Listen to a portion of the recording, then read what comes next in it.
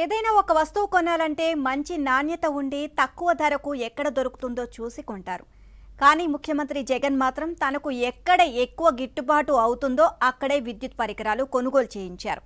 గత 5 ఏళ్ల కాలంలో జగన్ సర్కార్ కొనుగోలు చేసిన విద్యుత్ పరికరాలు తెలంగాణలో కొనుగోలు చేసిన వివరాలను పోల్చి చూస్తే 4500 కోట్ల అవినీతి జరిగినట్లు తెలుస్తోంది. ఇది కేవలం ప్రాథమిక పరిశీలనే. లోతుల్లోకి వెళ్తే అవినీతి 6000 కోట్లపైనే ఉంటుంది అని విద్యుత్ ఇంజనీరింగ్ నిపుణులు చెబుతున్నారు.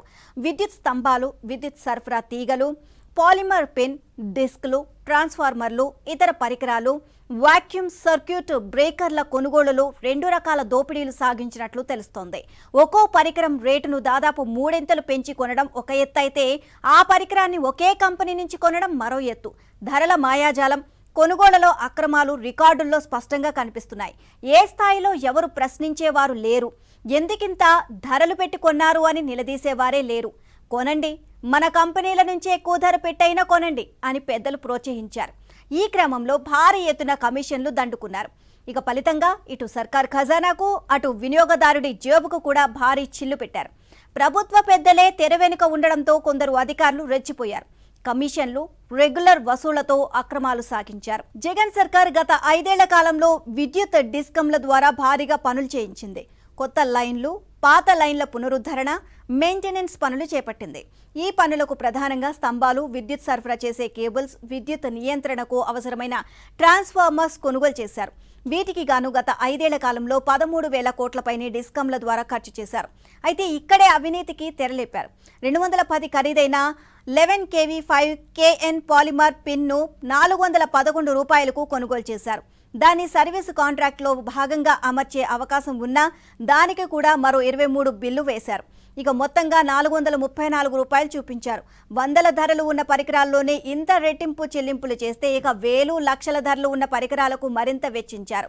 చిత్రం ఏంటంటే ఎక్కువగా జగన్కు సన్నిహిత అస్మదీయ కంపెనీ అయిన షిరిడి సాయి ఎలక్ట్రికల్స్ నుంచే ఈ కొనుగోళ్లు జరిగాయి. అంటే జగన్ కోసమే జరిగిన కొనుగోల్మాల్లా ఈ వ్యవహారం సాగింది అన్న అనుమానాలు బలంగా వ్యక్తమవుతున్నాయి. విద్యుత్ పరికరాల కొనుగోళ్లలో చాలా పద్ధతిగా జేబులు నింపుకున్నట్టు తెలుస్తోంది. అధికారంలోకి వచ్చిన తొలి 2 ఏళ్లలో కొందరు బడా అధికారులకు 7% కమిషన్ ఉండేది. చివరి 3 ఏళ్లలో దాన్ని 10%కి పెంచేశారు. కమిషన్ పెరిగినట్లే పరికరాల ధరలను భారీగా పెంచారు. అంటే ఏ కోశాన కాంట్రాక్టర్కు, ఏజెన్సీకి నష్టం కలగకుండా రేట్లలో సర్దుబాటు చేసుకుంటూ వ్యూహాత్మకంగా పెంచేశారు. 33 kV VCB ధర మార్కెట్లో 5 లక్షలుగా ఉంది. తెలంగాణ సర్కార్ ఈ పరికరాన్ని 4.95 లక్షలకే కొనుగోలు చేసింది. కానీ ఏపీ డిస్కంలు సగటున ఒక్కోదానికి 7,81,160 రూపాయలు చెల్లించాయి.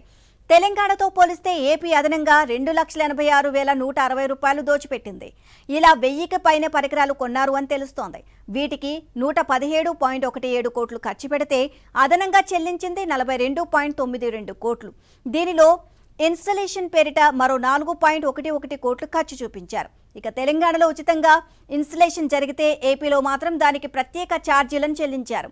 ఇదే కేటగిరీలోని 11 kV VCBలకు మార్కెట్లో 3.50 లక్షల ధర ఉంది. తెలంగాణ సర్కార్ 3.45 లక్షలకే కొనుగోలు చేసింది. ఏపీ ఆ పరికరాన్ని 6,23,040 రూపాయలకు కొనుగోలు చేసింది. అంటే మార్కెట్ ధరపై అదనంగా 2,78,040 రూపాయలు చెల్లించింది. దీనికి ఇన్స్టాలేషన్ ఛార్జీగా 22,869 రూపాయలు చెల్లించారు. ఈ పరికరాలను దాదాపు 2,500 యూనిట్ల మేర కొనుగోలు చేసినట్లు తెలిసింది. ఈ కొనుగోళ్లలో అదనంగా 69.51 కోట్ల మేరకు చెల్లింపులు చేశారు. ఇన్స్టలేషన్ ఛార్జీల కింద 5.71 కోట్లు చెల్లించారు. సిమెంట్, ఇనుముతో తయారు చేసే విద్యుత్ స్తంభాలు, కేబుళ్ల కొనుగోలులోనూ భారీ ఎత్తున ధరలు చెల్లించినట్లు తెలిసింది. విద్యుత్ పరికరాలు కొనుగోలు ధరలు డిమాండ్ను బట్టి మారుతూ ఉంటాయి. కంపెనీల మధ్య పోటీ ఎక్కువైనప్పుడు ధరలు దిగి వస్తాయి. డిస్కంలు భారీగా కొనుగోలు చేయాలి అనుకుంటే కంపెనీలను పిలిచి మాట్లాడి ధరలు తగ్గించాలని కోరవచ్చు. కానీ డిస్కంలు పరికరాల కొనుగోలులో భారీగా ధరల పెంపునకే మొగ్గు చూపినట్లు తెలిసింది. ఒక్కో పరికరంపై దాని రేటు ఆధారంగా ధరలను అమాంతం 2 పెంచుకుంటూ పోయారు. సగటున ఒక్కో 11 kV VCBకి తెలంగాణతో పోలిస్తే 3 లక్షలు అధిక ధర పెట్టుకున్నారు. ఇలా అందిన కాడికి దోపిడీ చేశారు.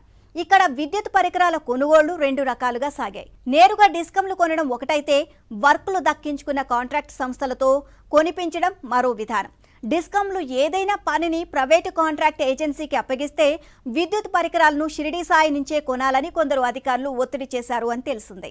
ఇక డిస్కంలు కొనుగోలు చేసే పక్షంలో ఆ సంస్థకే ప్రొక్యూర్మెంట్ టెండర్ దక్కేలా కొందరు అధికారులు పావులు కదిపారు. ఇలా సగటున ఒక్కొక్క పరికరాన్ని వందలు వేల సంఖ్యలో కొనుగోలు చేశారు.